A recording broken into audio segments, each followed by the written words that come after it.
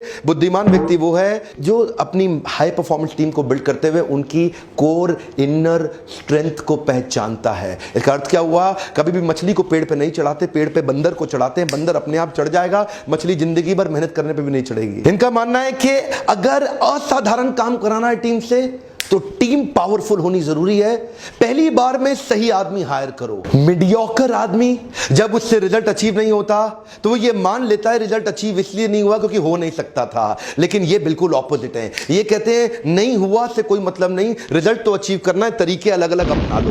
गोल को नहीं बदलना, तरीके बदलने हैं। गोल नहीं बदलना, स्ट्रैटेजी बदलनी है। पूरा बचपन 10-10, 12-12, 15-15 घंटे अकेले घर में बैठ के पढ़ के इन्होंने निकाल दिए। जिंदगी भर 7 दिन काम किया, एक दिन में 15-15 घंटे काम किया। अपने आप से अनरीजनेबल, अनकॉम्प्रोमाइजेबल एक्सपेक्टेशन रखते थे। अपने आप से वो एक्सपेक्ट करते थे जो कोई नहीं कर सकता। ये क्या कहते थे? मुझे वो नहीं करना जो किया जा सकता है, मुझे वो करना है जो करना चाहिए।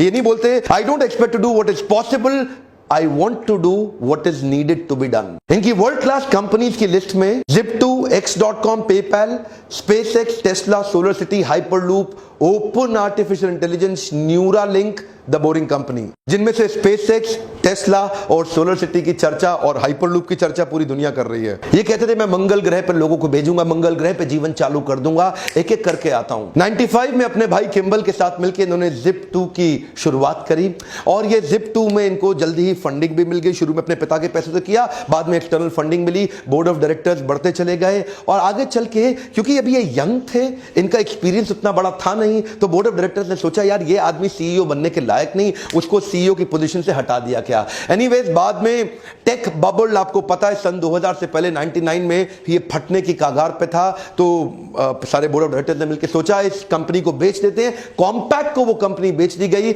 जहां से जो पैसा मिला उसमें इनका 7% इक्विटी था, जिसमें इनको $22 मिलियन तुरंत मिला। और वो $22 मिलियन ये घर में रख करके रईस आदमी की तरह घूम सकते थे, छोटे थे, यंग थे, लेकिन वो पूरे $22 मिलियन एक एक करके उन्होंने आगे इन्वेस्टमेंट शुरू कर दी और तुरंत चालू करी X.com। ये एक ऑनलाइन ट्रांजैक्शन की ऑनलाइन बैंकिंग कंपनी थी, अपने आप में पहली ऐसी कंपनी दुनिया भर में। आगे चल के कन्फिनिटी नाम की एक कंपनी के साथ इसका क्लैश हुआ, लेकिन उसी समय दोनों कंपनी मर्ज हो गई और उसका नाम पड़ गया पेपैल। क्या आप जानते हैं पेपैल? दुनिया भर में आज पेपैल फेमस है। उसको किसने स्टार्ट किया, उसको किसने बड़ा रूप दिया? वो इलॉन मस्क ही थे। उनका जो सीटीओ था ना, चीफ टेक्निकल ऑफिसर, उसके साथ इनकी बहसबाजी हो गई। ये सीईओ थे, वो सीटीओ थे, और बहस ऐसा हुआ कि वो सोच रहे थे कि लाइनेक्स पे रखें इसको कि विंडोज पे लेके जाएं, और उस बहस के चक्कर में सीटीओ ने बाकी बोर्ड को अपने साथ लिया। ये भाई साहब की अभी नई शादी हुई थी इलॉन मस्क की, ये गए हुए थे हनीमून पे, पीछे से उन्होंने इसको बाहर निकाल दिया और सीईओ की पोजीशन से बाहर कर दिया। बहरहाल उस कंपनी से भी बाहर हुए ये, लेकिन तब बाहर होते वक्त इनका शेयर बहुत बड़ा हो चुका था। $165 मिलियन लेके बाहर निकले तो रुके नहीं। अब क्या सोचे? मुझे लगता है कि मंगल ग्रह पे जीवन होना चाहिए। ये सोचे मंगल ग्रह पे पेड़ पौधे उगाऊंगा, उसके बाद लोगों को बसाऊंगा, पूरा जीवन बसाऊंगा। ये रशिया गए। रशिया जाके उन्होंने बोला कि कुछ ऐसे रॉकेट्स का अरेंजमेंट किया जाए कि जिससे मैं मंगल ग्रह जा सकूं। उन्होंने इनको प्रपोजल दिया कि $8 मिलियन लगेगा। अब ये सोचने लगे यार $8 मिलियन तो बहुत ज्यादा है। ये रशिया में काफी नेगोशिएट करने की कोशिश जब की तो उनके प्रोजेक्ट को रिजेक्ट कर दिया गया। ये वापस आ गए।